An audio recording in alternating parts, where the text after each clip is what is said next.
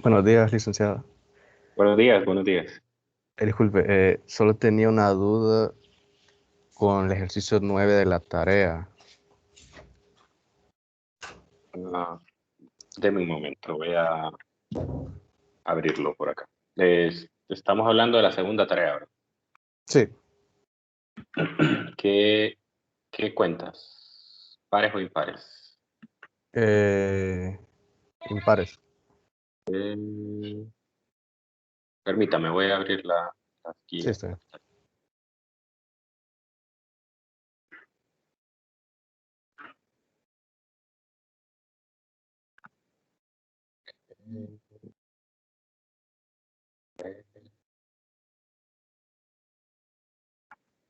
Tareas.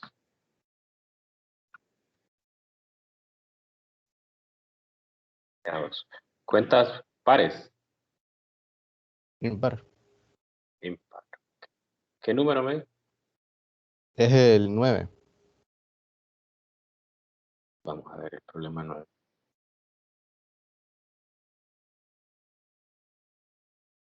Ah, ok. Ah, perdón, ¿quién me habla? ¿Quién me habla? Gabriel Solórzano. Gabriel. Gabriel, no sé si quiere esperarse eh, al final de la clase porque hoy voy a resolver un problema que se parece bastante a ese.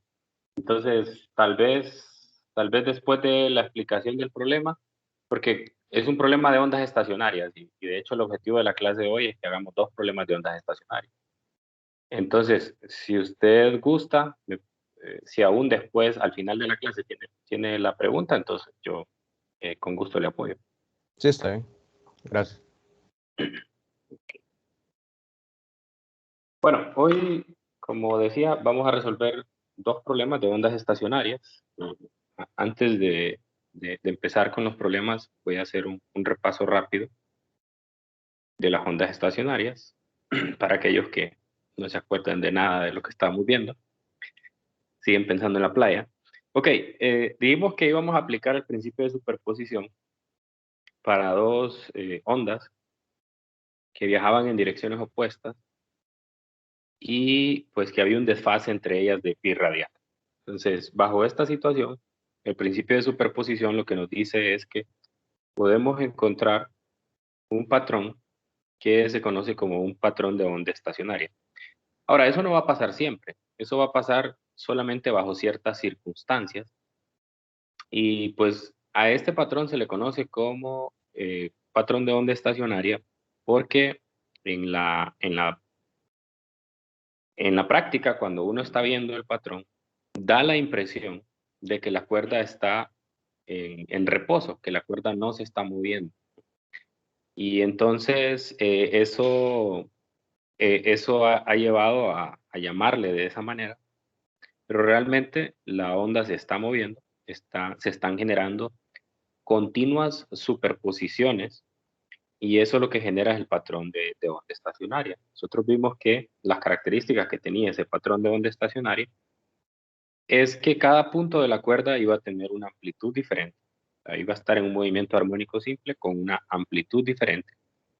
Y que en ese patrón nosotros podíamos distinguir los que le conocemos como los bucles o los rizos, también se les llama en el Resnick, que son básicamente esas configuraciones que se forman entre nodo y nodo. Entonces podíamos distinguir esos puntos, los puntos que tenían un desplazamiento transversal cero, que son los nodos, y los puntos que tienen el desplazamiento transversal máximo, que son los antinodos. Encontramos una ecuación para ubicar la posición de los nodos. Vimos que la cantidad de nodos en una onda estacionaria iban a depender de n, que es el número del armónico en el cual nosotros tenemos vibrando a la cuerda, y de lambda.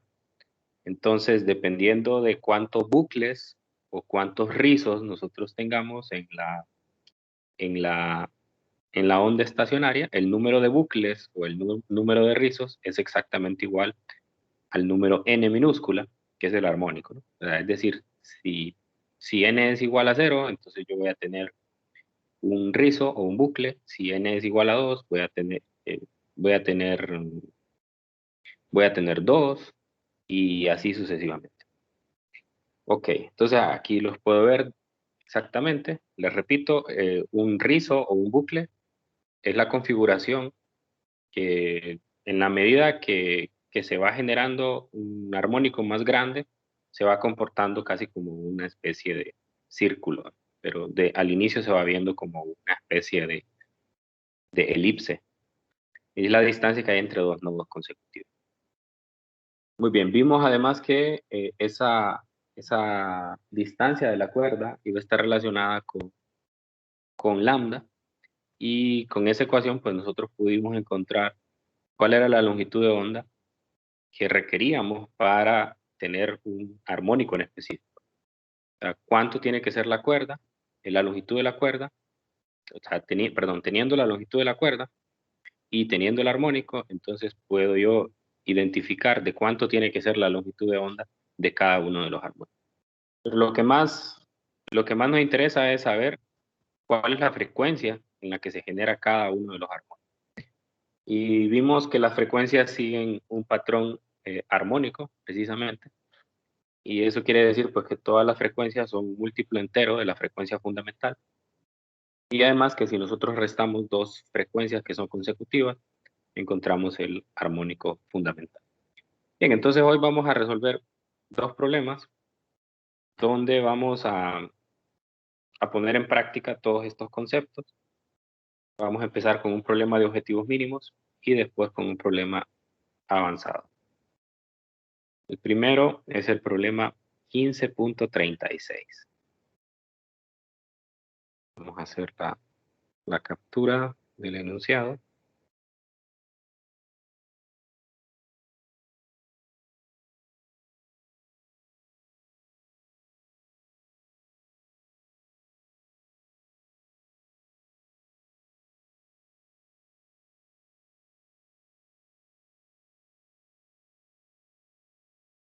A ver, estaba viendo que Hazel pedía el link ahí en el grupo. No sé si logró entrar Hazel.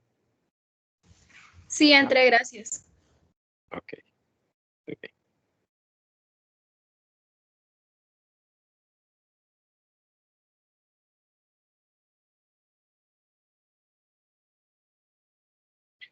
Listo, entonces este primer problema me dice que los antinodos adyacentes de una onda estacionaria en una cuerda están separados por 15 centímetros. Una partícula en un antinodo oscila con movimiento armónico simple de amplitud igual a 0.850 centímetros y periodo de 0.0750 segundos. La cuerda está fija en el eje X, fija en X igual a 0. Inciso A, ¿qué tan separados están los nodos allá? Ok, el problema le plantea una situación de una onda estacionaria en una cuerda, pero pues no me dice exactamente en qué armónico está. De hecho, no necesito saberlo en todo el problema para poderlo resolver. Así que vamos a hacer una figura genérica de la situación, donde, como me dice el enunciado, en el punto X igual a 0, yo tengo un desplazamiento 0. Entonces quiere decir que ahí voy a tener un nodo. Luego voy a tener el primer bucle, un segundo bucle, si es que lo hay, ¿verdad? No puedo saber si hay o no hay. Y así sucesivamente. Entonces le voy a poner aquí unos puntos suspensivos, de manera que se sobreentienda de que podrían ser más armónicos o podrían ser menos. Entonces, pues obviamente yo identifico que aquí hay un nodo, aquí hay otro nodo, aquí hay otro nodo, aquí hay un antinodo, aquí hay un antinodo, ¿no? Entonces, esa sería la situación genérica, porque no sé exactamente cuál es el armónico. Si yo supiera cuál es el armónico, pues entonces esa sería la cantidad de bucles que tendría que dibujar. Ahora, la información que me da es que los antinodos adyacentes de una onda estacionaria están separados por 15 centímetros. Entonces, la distancia que hay acá entre estos dos antinodos adyacentes, que tiene que ser la misma entre cualesquiera adyacentes es de 15 centímetros. 15 centímetros.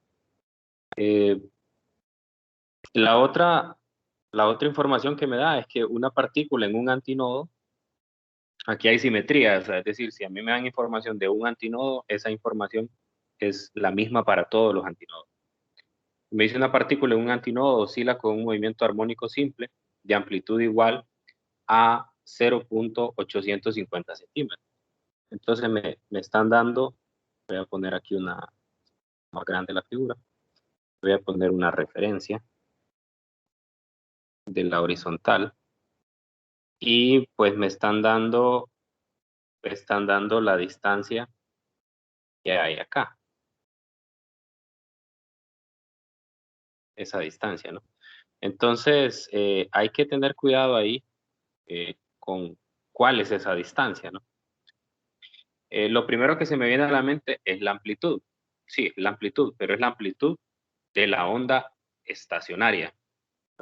Anteriormente vimos, vamos a volver otra vez a la ecuación de la onda estacionaria. Es precisamente esta de acá. Entonces, lo que nosotros vimos es que la amplitud de la onda estacionaria está dada por el término que está entre paréntesis, 2a por el seno de kx.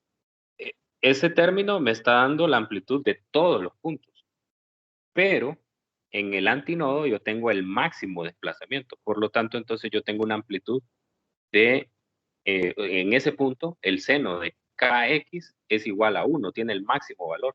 Entonces, como tiene el máximo valor, la amplitud de ese punto es 2 veces A, o sea, 2 veces, vamos a volver a las ecuaciones originales, 2 veces la amplitud de las ondas originales, o sea, las ondas que provocaron la onda estacionaria.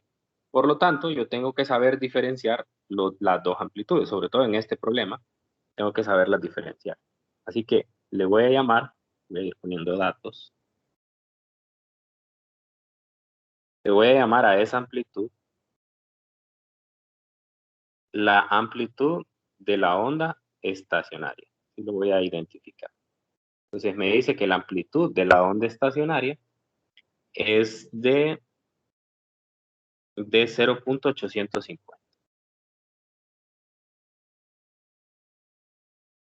Y yo tengo que recordar que esto es 2 veces A. O sea, 2 veces la amplitud de las ondas originales. Que lo apunto ahí de una vez para que no se me olvide.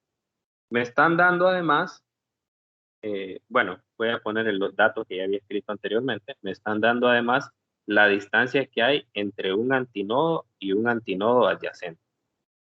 15 centímetros. Y además me están dando el período. El período que es de 0.0750 segundos. Muy bien. Me dice que la cuerda está fija en el eje X, en X igual a 0, o sea, es decir, hay un nodo ahí. Y luego me pregunta qué tan separados están los nodos adyacentes. Entonces, yo puedo sacar una fórmula general de la información que tenía anteriormente. Aquí hicimos una deducción rápida de cuál era la posición que tenían los nodos. Entonces, si usted es observador en esa secuencia de dónde están ubicados los nodos, se dará cuenta que si usted resta la distancia que hay entre cada uno de los nodos, siempre va a ser la misma. Es decir, el primer nodo está en x igual a 0, el segundo está en lambda medios, el tercero está en lambda. Entonces, si yo resto la distancia x de un nodo superior menos uno inferior, siempre me va a dar lambda medios. O sea, lambda medios menos 0 es lambda medios. Lambda menos lambda medios es lambda medios. 3 lambda medios menos lambda es lambda medios. O sea, quiere decir que de aquí puedo sacar una fórmula, y ya la voy a tomar como una fórmula general para todos los problemas. Siempre la distancia de nodo a nodo es lambda medios. Cuando me refiero a nodo, me refiero a nodos adyacentes. No me refiero a el primero con el tercero. Obviamente que no va a ser lambda medio. Entonces yo ya sé cuál es la distancia. Pero si yo sé que esta distancia de acá es lambda medios y esta distancia de acá es lambda medios, entonces yo les pregunto, ¿cuál será la distancia que hay entre antinodos adyacentes? Solo viendo la diferencia. Tendría que ser también. También, Lambda. ¿verdad? Lambda medio, para que coincida con que la distancia de nodo a nodo es lambda medio. Entonces vamos a anotar esas ecuaciones aquí. Vamos a ver. La distancia de nodo a nodo es lambda medios. La distancia de antinodo a antinodo es lambda medios. ¿Y cuál será entonces la distancia entre antinodo y nodo? O entre nodo y antinodo. Lambda cuartos. Lambda cuarto. Lambda cuarto. Entonces, distancia entre nodo y antinodo es lambda cuarto. Okay. Bueno, estas son ecuaciones que hay que recordar. Son generales para todos los. Muy bien, entonces a mí lo que me están pidiendo es la distancia de nodo, de nodo a nodo. Y como veo es la misma de antinodo a antinodo. Entonces aquí en el inciso A, la distancia de nodo a nodo es igual a la distancia de antinodo a antinodo. O sea, igual a 15 centímetros. O sea, ahí tengo el inciso A. Así, sencillo, ¿no? Muy bien. Ahora, para el inciso B, me pide la longitud de onda. Entonces, esa información la puedo sacar directamente de esa distancia que acabo de encontrar. Me pide la longitud de onda, pero yo sé que la distancia de nodo a nodo y la distancia de antinodo a antinodo es lambda medio. Pero a su vez, como encontré anteriormente, es igual a 15 centímetros. Por lo tanto, si yo despejo de esta ecuación, lambda va a ser 2 veces 15 centímetros, o sea, igual a 30 centímetros. Entonces ese va a ser el lambda enésimo, o sea, el lambda del armónico que yo tengo acá, que no sé cuál es, no sé si es el primero, no sé si es el fundamental, no sé si es el segundo, el tercero, el cuarto, no tengo idea y no lo necesito saber, no lo necesito saber. Muy bien, además en el inciso B, además de la longitud de onda, me pide la amplitud y la rapidez de las dos ondas viajeras que forman este patrón. Entonces, aquí acabo de encontrar lambda a partir de la distancia de nodo a nodo. Entonces, la longitud de onda de las ondas originales o de las ondas que provocan la onda estacionaria va a ser la misma que la de la onda estacionaria que se formó. Eso no cambia en la superposición, ese no es un valor que cambia. Entonces yo puedo calcular la longitud de onda a partir de la onda estacionaria y puedo automáticamente decir, esa es la longitud de onda que tenían las ondas originales. Muy bien, entonces la siguiente parte me dice la amplitud de las ondas que lo provocaron, ¿no? Entonces, como antes anoté por acá, la amplitud de la onda estacionaria es 2 veces la amplitud de la onda de las ondas originales. Entonces, la amplitud de la onda estacionaria es 2 veces A. Por lo tanto, A es la amplitud de la onda estacionaria dividido entre 2. 0.85 centímetros entre 2. 0.425 centímetros. Y ahí tengo el segundo dato. La tercera parte que me piden en este inciso es encontrar la rapidez de las ondas que generan la onda estacionaria. Entonces nosotros sabemos que la rapidez es el producto de lambda por f, pero yo no conozco la frecuencia, pero sí me dan el periodo. Entonces, por lo tanto, yo puedo dividir el lambda entre el periodo. Lambda entre el periodo, entonces sería 30 centímetros entre 0.0750 segundos, que es el periodo, y eso me da aproximadamente 400 centímetros por segundo. Entonces, usé el hecho de que también de que las ondas que provocan la onda estacionaria son periódicas y tengo el periodo de un antinodo, entonces va a ser el mismo periodo de las ondas originales. Entonces, con eso completo el inciso B. Me dice cuáles son la longitud de onda, la amplitud y la rapidez de las dos ondas viajeras que forman ese patrón. Muy bien, luego recuerden siempre que si tienen preguntas me pueden interrumpir, no tengan pena. Inciso C, calcule las rapideces transversales máxima y mínima de un punto en un antinodo. Entonces, en un antinodo, nosotros sabemos que en un antinodo el desplazamiento transversal es máximo, ¿no? Sabemos que el desplazamiento transversal es la derivada de la función de onda con respecto al tiempo.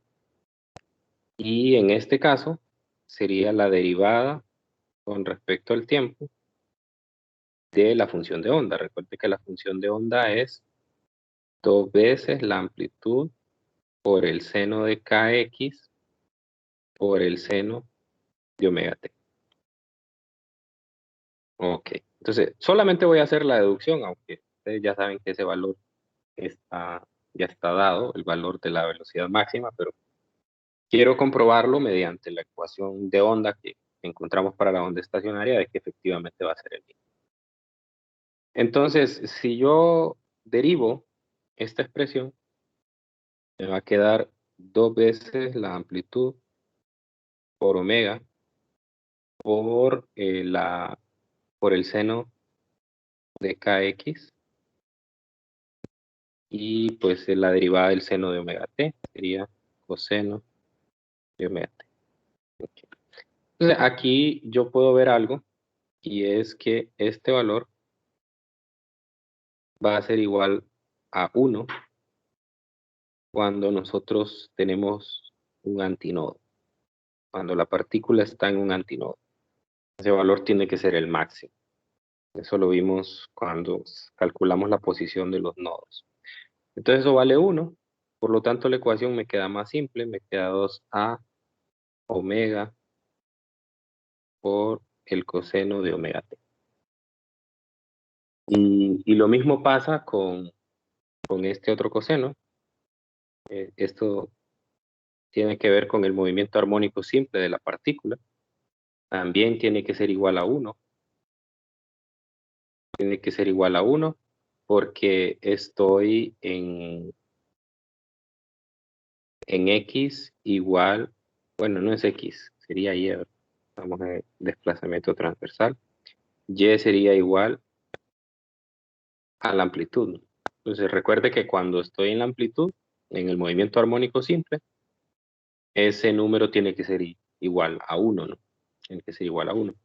Así que, entonces, cuando yo pongo esas dos condiciones, de que tanto el seno como el coseno simultáneamente valgan 1, entonces la rapidez que estoy encontrando es la máxima. Y es 2 veces a por omega, que es lo mismo que sabíamos del movimiento armónico simple. La única situación aquí que tengo que tener cuidado es que nosotros recordamos del movimiento armónico simple que la velocidad máxima es el producto de omega por a, de la amplitud por a, pero aquí me aparece un 2, ¿no? Hay que tener cuidado, ese 2 aparece porque realmente aquí la amplitud es la amplitud de la onda estacionaria. Entonces, sí coincide la ecuación, la amplitud de la onda estacionaria multiplicado por omega, esa es la máxima velocidad. Porque recuerda que aquí ya se ha generado un patrón de onda estacionaria y en el antinodo la amplitud es 2 veces la amplitud de las ondas originales. Ok, ya con eso, entonces puedo encontrar ese valor de la velocidad máxima. Ahora, omega no lo tengo, pero yo sé que omega está relacionado. Yo sé que omega está relacionado 2pi entre t con el periodo. Ahora sí puedo sustituir. La amplitud de la onda estacionaria me dice que es de 0.850 centímetros por 2pi entre el periodo 0.0775 segundos. Y eso a mí me da 71.21 centímetros por segundo. ¿Eso les da a ustedes? A ver si me confirman.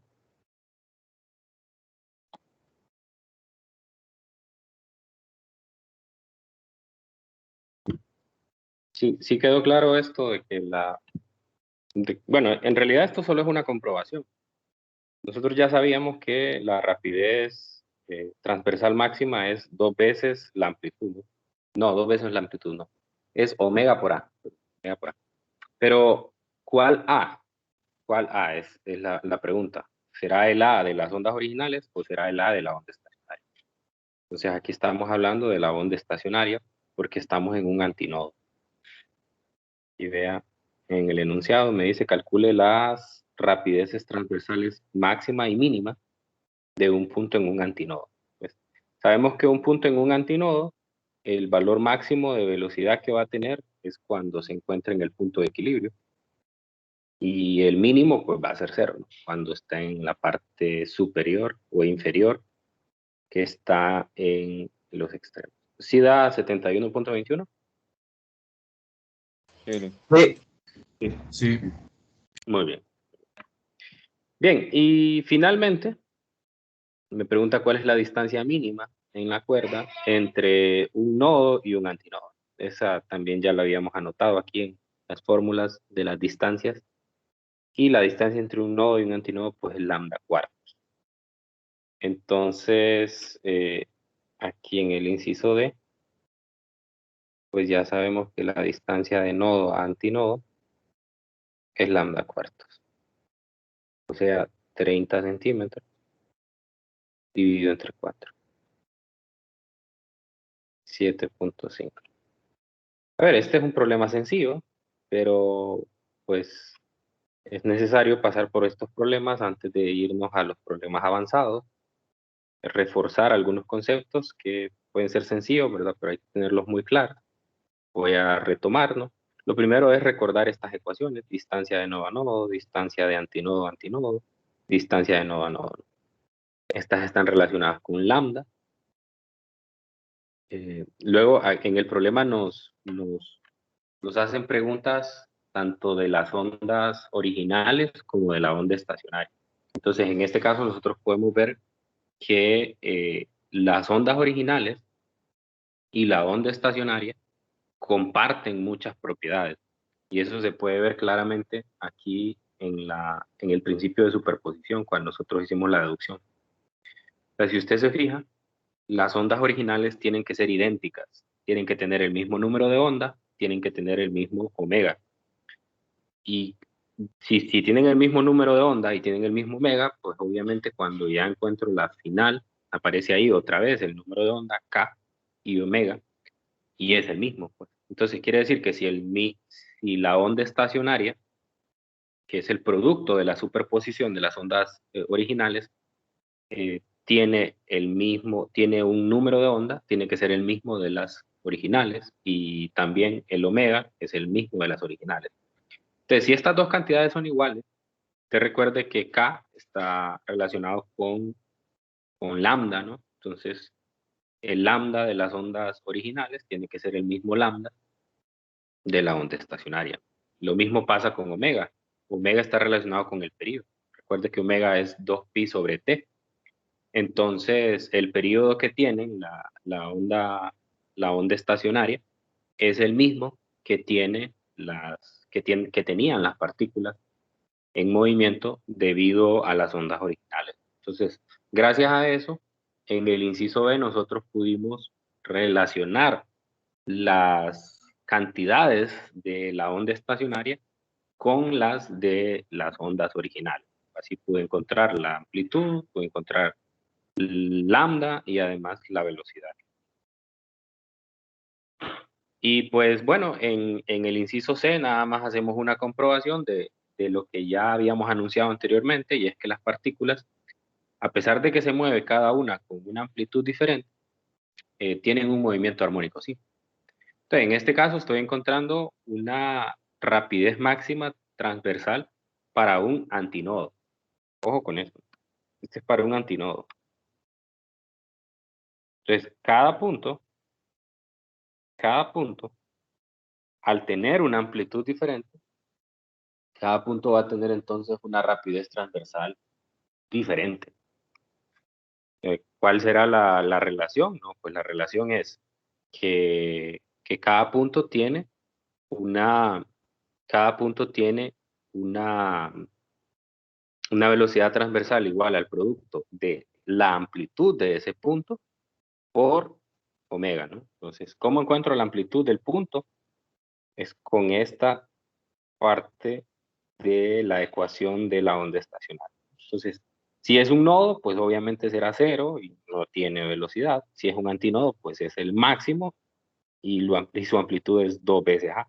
Pero si es un punto intermedio, entonces va a tener un valor de x que sustituir en esa ecuación y va a tener una amplitud intermedia entre 0 y la del antinodo, ¿no?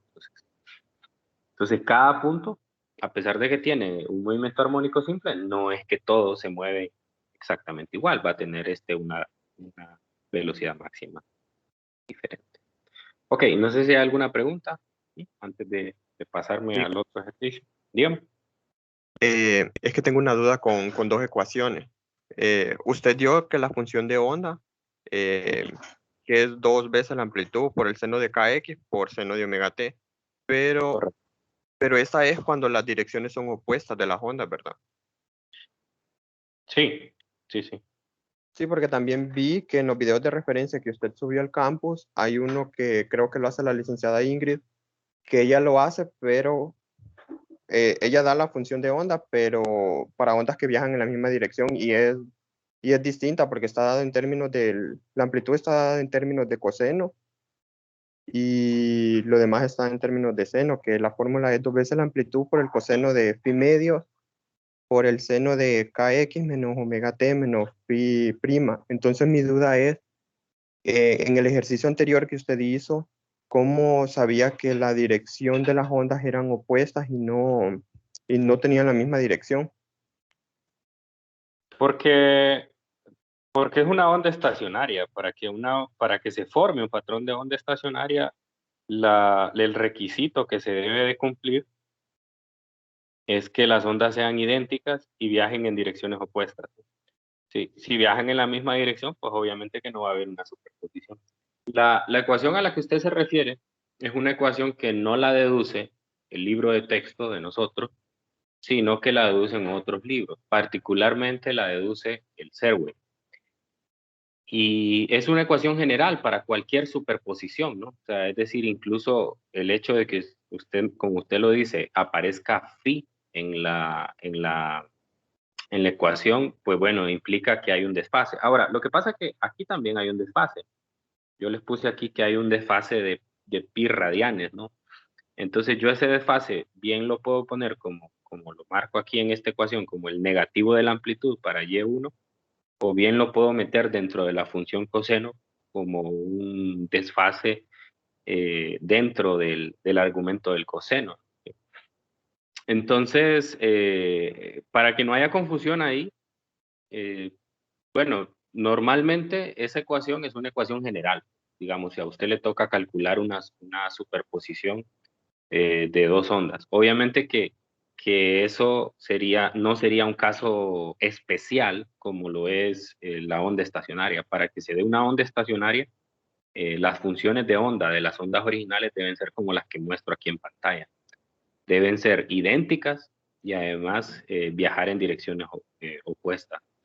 Entonces, ese desfase que aparece ahí, donde aparece un phi entre dos, ese ya está considerado aquí desde el momento que yo le pongo el menos A. Desde el momento que le pongo el menos A, ese desfase ya está considerado. Y bueno, no, ahí no debe haber margen de confusión también porque, bueno, la única diferencia que podría haber entre una interpretación y otra, por ejemplo, bueno, en este caso usted me está refiriendo a una ecuación que no es del libro de texto, sino de otro libro. Lo que pasa con otros autores, seguramente se van a dar cuenta si revisan el libro de Resnick, es que otros autores a veces prefieren utilizar otra ecuación, o más bien otra función, para las ondas, la función de onda. Por ejemplo, acá, en las funciones de las ondas originales, el Resnick no utiliza coseno, sino que utiliza seno. Pero yo ya les he explicado antes que usted puede usar seno o coseno, ¿no? Porque pues usted puede pasar de una función a la otra utilizando una identidad trigonométrica. Entonces hay autores que prefieren utilizar coseno, hay otros que prefieren usar seno. Pero claro que dependiendo de la función que usted tenga, también así va a ser la de la onda estacionaria resultante. Por ejemplo, en ese caso, en el caso del Resnick, si usted va y revisa cuál es la función de la onda estacionaria, se va a dar cuenta que en lugar de aparecer el seno de omega t, aparece el coseno de omega t, como usted me lo menciona. Entonces, siempre hay que ver de dónde viene la información, de dónde viene la información. Por eso esos videos, como yo les he mencionado, son videos de referencia, ¿no? De referencia. Entonces, nosotros nos vamos a pegar a la anotación del libro de texto. Entonces, la anotación del libro de texto es esta, ¿no? Es esa. Entonces, ahí hay que tener un poco de cuidado. No es que esté malo lo que ella hizo, no estoy diciendo eso, no está malo. Lo que simplemente es cuál es la referencia que utilizó para las ecuaciones que escribió. Entonces, nosotros nos vamos a pegar siempre, tanto en la clase, en las tareas, en el examen, con las ecuaciones que dicta el libro de texto. ¿Ok? Lick, algo más. Sí, a ver. Es que, por ejemplo, el ejercicio dice que se mueven en la misma dirección, o sea que no importa en la dirección en que se muevan, siempre podemos usar esa función la que usted dio. Se mueven en la misma, el ejercicio lo dice. Sí, así. No, me equivoqué, estaba viendo otro ejercicio. No, no, no. O sea, ya este ejercicio ya asume que está el patrón de onda estacionaria, ¿no? O sea, me refiere a las ondas originales porque me pide información de ellas, pero no, o sea, yo ya desde el momento que se genera un patrón de onda estacionaria, ya tengo que estar consciente de que las ondas originales, pues, venían, voy a mover un poco acá. Siempre para que se genere el patrón de onda estacionaria, tiene que venir una onda, digamos, en esta dirección. Yo normalmente lo dibujo así solamente para dar a entender de que inicia primero con una amplitud positiva, ¿sí? Pero obviamente es una onda sinusoidal. Esta viaja en esta dirección y la otra, que es la que viene, porque normalmente la que viene, recuerde que estamos en una situación donde se está generando una, una reflexión de una onda. O sea, es decir, se lanzó un pulso, llega al extremo fijo de la derecha, luego se refleja, al reflejarse, ya explicamos eso en clases anteriores, al reflejarse se invierte la onda y entonces así se encuentran. Entonces así logro yo que las ondas que se superponen sean idénticas, ¿no? Sean idénticas, porque lo único que hace la onda al reflejarse en el extremo derecho que está fijo es cambiar de dirección, nada más. No le va a cambiar su longitud de onda, no le va a cambiar su frecuencia, su periodo. Entonces, al encontrarse, entonces ahí ocurre ese desfase. Y obviamente tienen que viajar en dirección. no voy a tener dos ondas que se superponen si viajan en la misma dirección. O sea, sí lo puedo tener, pero no me va a generar una onda estacionaria. Bueno, voy a seguir con el otro problema porque ya no me va a quedar mucho tiempo. Ya solo quedan 18 minutos. Bien, una barra uniforme, me dice, de 1.8 metros de longitud que pesa 536 newtons, está sostenida en posición horizontal con dos alambres verticales sujetos al techo. Un alambre de aluminio y el otro de cobre. El alambre de aluminio está sujeto al extremo izquierdo de la barra y el de cobre está sujeto a 0.40 metros a la izquierda del extremo derecho. Cada alambre tiene una longitud de 0.600 metros y una sección transversal circular de radio 0.280 mil. ¿Cuál es la frecuencia fundamental de las ondas estacionarias transversales en cada alambre? Este ya es un problema de objetivos avanzados. Entonces, pues, normalmente, como ustedes recuerdan, los problemas de objetivos avanzados tienen una componente de repaso, que es lo que los hace más difíciles. O sea, hay que usar algún concepto previo de los temas anteriores para poderlo resolver. Bueno, entonces hagamos una figura de la situación para entenderla, ¿no? Primero, tengo un techo aquí, que es donde están sujetas dos alambres. El primer alambre, que es de aluminio, que viene acá, y luego tengo otro alambre, es de cobre, este estará acá. Bien, este, como les dije, es el techo. Y en la parte inferior, pues, tengo una barra. Una barra. Como esto, ¿no? Listo, entonces, esta es de aluminio y esta es de cobre. Son de materiales diferentes. Me están dando la longitud que hay desde el techo hasta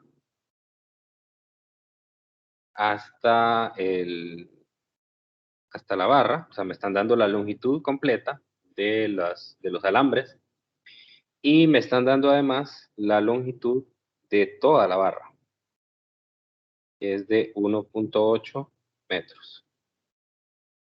Ok, entonces, esa es la situación que tengo, ¿no?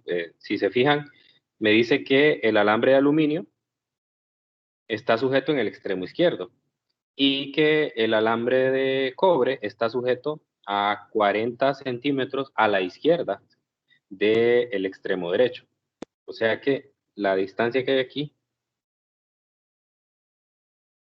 entre el extremo derecho y donde está sujeta el alambre de cobre es de 0.40 metros. Tengo esa otra longitud. Luego, además, me está dando como dato la sección, el radio de cada una de ellas, ¿no? Me dice que son de radio igual. Entonces, el radio del aluminio es igual al radio del cobre, 0.280 milímetros, ¿no?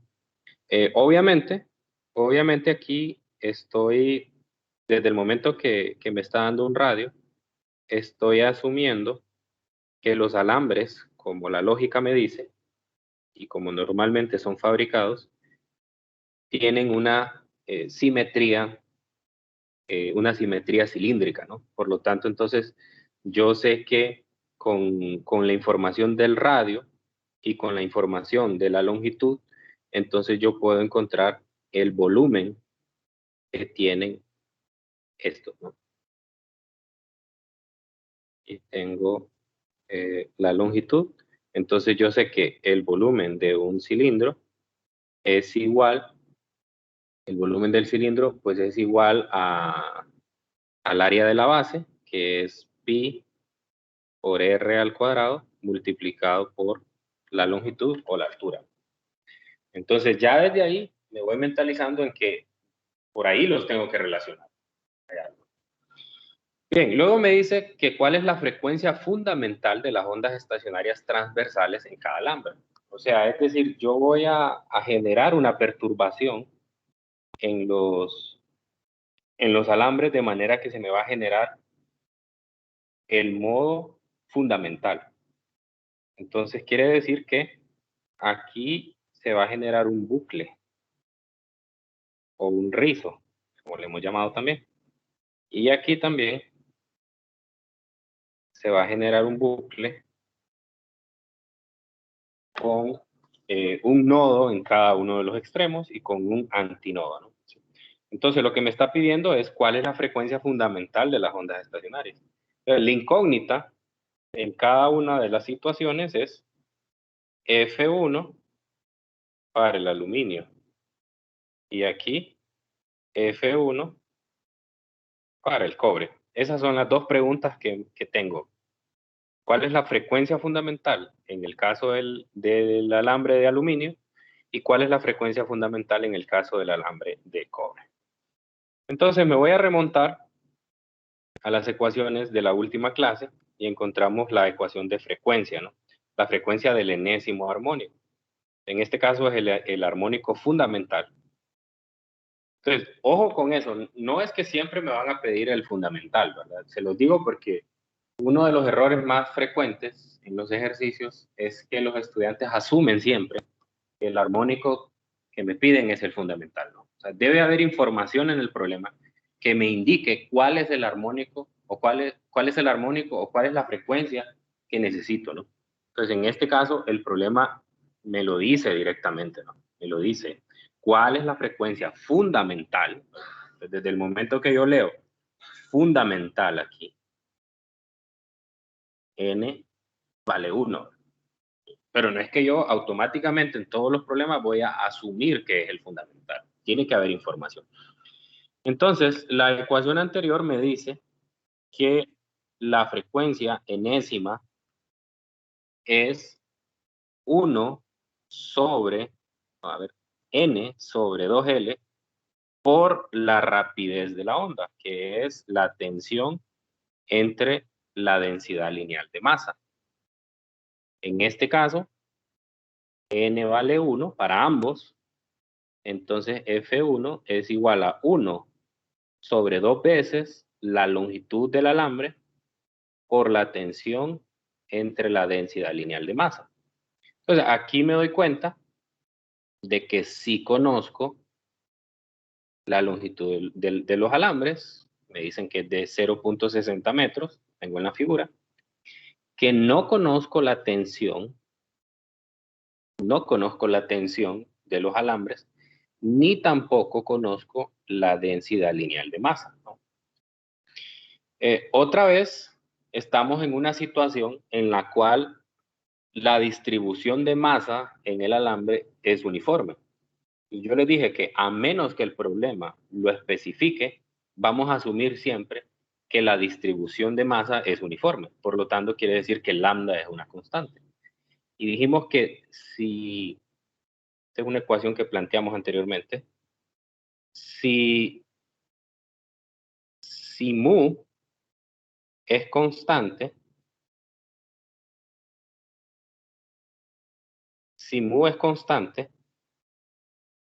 ahorita a veces escribe, a veces no esta cosa. Si mu es una constante, entonces quiere decir que yo puedo calcular mu como la masa total entre la longitud total, ¿sí? Ojo, eso solo se vale cuando la densidad lineal de masa es constante. Si no es constante, no lo puede calcular así. Tiene que calcular la derivada de la masa con respecto a x. Yo, la masa no la tengo, ¿no? No tengo la masa. La longitud sí la tengo, ¿no? Pero yo recuerdo una ecuación también que es producto de que la densidad, que la distribución de masa sea constante. Y es que que ρ es la densidad volumétrica, es igual a la masa entre el volumen. Entonces, de esta ecuación yo puedo ver que Entonces mu va a ser igual al producto de la densidad volumétrica por el volumen del alambre entre la longitud. La densidad volumétrica, pues, es un valor que ya está tabulado, ¿no? Es un valor que está tabulado, lo podemos encontrar en las tablas del capítulo de mecánica de fluidos. Ahí voy a encontrar el del aluminio y el del cobre. Y el del volumen, pues ya anteriormente lo escribí por acá. El volumen de un cilindro es pi por radio cuadrado por L. Entonces aquí sería pi por el radio al cuadrado por L. Y abajo me queda L. Entonces se cancelan las L's. Y entonces la densidad lineal de masa es la densidad volumétrica multiplicada por pi r cuadrado. Entonces, ya resolví la situación de ρ, ya lo conozco, porque voy a las tablas de densidades, conozco que, de hecho, las voy a escribir de una sola vez aquí. Yo sé que el ρ para el cobre es de 8.900. Obviamente estoy tomando la tabla de densidades del libro de texto. Si usted se va a otras tablas, pues puede que el valor no sea exactamente el mismo. La densidad del aluminio va a ser 2.700 kilogramos por metro cúbico. Y a mí ya me dan el radio en el problema, entonces ya tengo resuelto ese primer caso de mu. Entonces lo único que me queda, según la ecuación de frecuencia, es encontrar la tensión. Ahora, ¿cómo encuentro la tensión? La tensión la voy a encontrar utilizando las dos condiciones de equilibrio, ¿no? Entonces, eso lo voy a hacer mañana, pero voy a dejar por lo menos planteada la situación, ¿no? Entonces, yo voy a tener dos diagramas. Un primer diagrama va a ser el de la barra.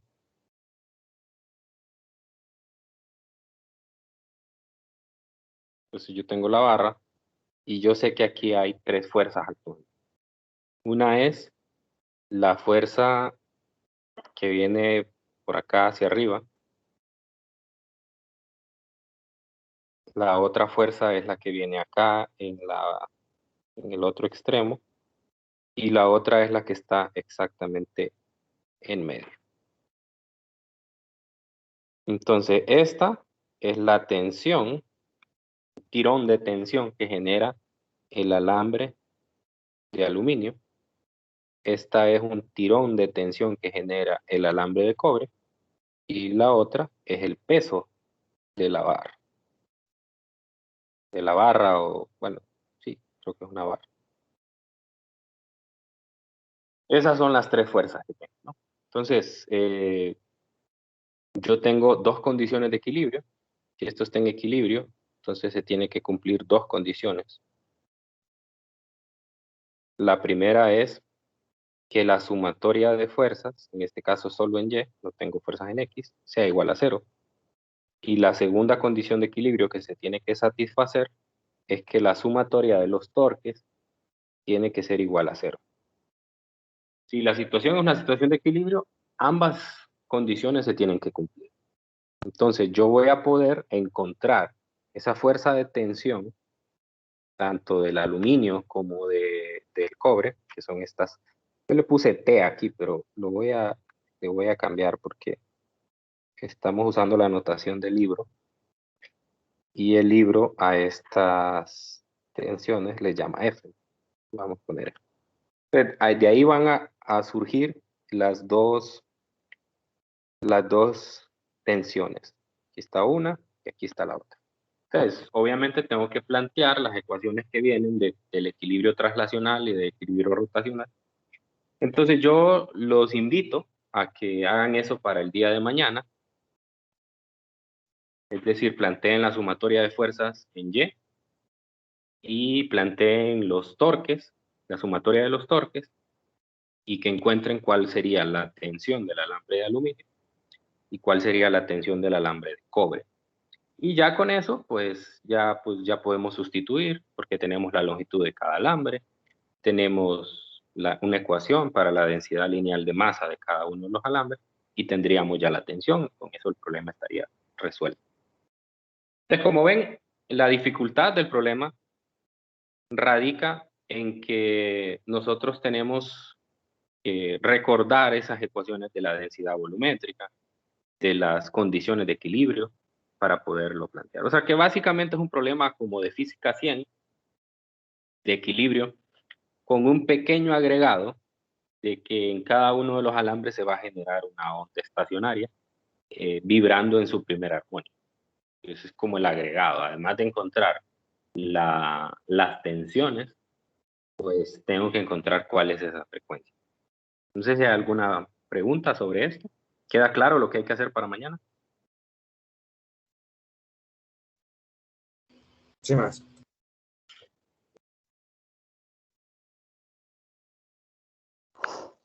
Quedó claro, Nick.